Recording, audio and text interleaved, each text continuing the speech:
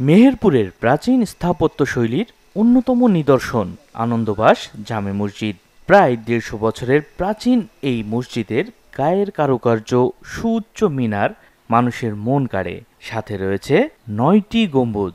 মসজিদের গম্বুজগুলোর ভেতরের দিকে রয়েছে প্রাচীন সব নিদর্শন। আনন্দবাস গ্রামসহ ৫ এলাকার মুসল্লিরা ওয়াক্তের নামাজের পাশাপাশি জুম্মা ও ঈদের নামাজ একসাথে আদায় করতেন এখানে। এই গ্রামে এখন মসজিদের সংখ্যা বেড়েছে, কিন্তু তবুও স্থানীয় মানুষের আবেগের জায়গায় রয়েছে মসজিদটি। মুসল্লিদের প্রয়োজনে মসজিদটি সম্প্রসারণের কাজ শুরু করা হয়েছে, তবে এখনও মূল স্থাপনাটি ধরে রেখেছেন মসজিদ কর্তৃপক্ষ। দূর দূরান্ত থেকে মুসল্লিরা এখানে আসেন নামাজ আদায় করতে। আমার বাপু এই মসজিদে পড়েছে, আমার দাদাও পড়েছে।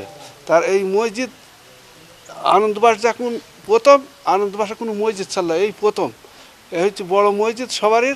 আর এই মসজিদ আমরা ভাঙা দেখলে ওই অবস্থাতেই আমরা নামাজ পড়ছি, কেন নামাজ পড়ছি খুব ভালো লাগে। এই মসজিদটা ৪০ ইঞ্চি যে পাঁচির দেওয়া আছে, দেওয়ালটা ৪০ ইঞ্চি পাঁচির, আর পুরা দেওয়ালটা।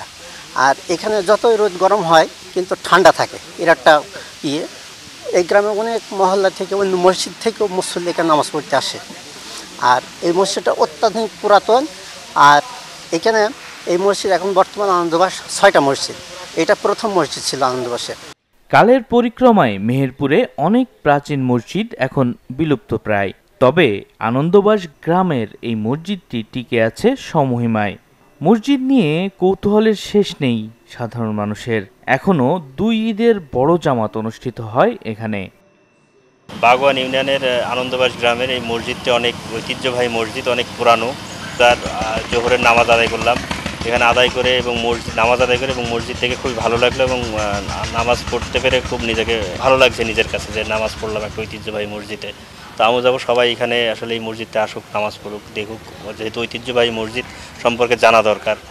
প্রায় ১০০ বছরের উপরে এই মসজিদটি আমরা আমাদের জানা মতে। মসজিদটি তৈরি আমার বাপের দাদাদের আমলে থেকে আগুজা ছেলে তো এখন, তাছাড়া তো এখন বহুত উন্নত মানের হয়ে গেছে, মানে সমস্ত জিনিসই উন্নত মানের। খালি মসজিদ বলি নাই, মসজিদে যা গোসলখানা, অজুখানা, সমস্ত কিছুই সব উন্নত মানের হয়ে গেছে।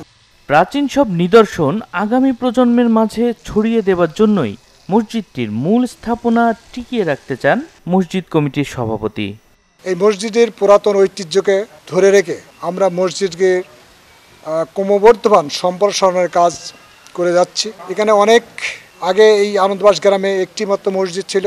পুরাতন ঐতিহ্যকে ধারণ করে আমরা সেই গম্বুজগুলোকে সংরক্ষণ করে মসজিদ মূল বিল্ডিংটাকে আমরা সংস্কার রেখে দিয়ে পরবর্তীতে মসজিদের সম্প্রসারণের কাজ একটার পর একটা হতে চলেছে। প্রাচীন নিদর্শন সম্বলিত মসজিদটি যুগ যুগ ধরে টিকে থাকবে, এমনটাই প্রত্যাশা এলাকাবাসীর। Desk report, channel 24।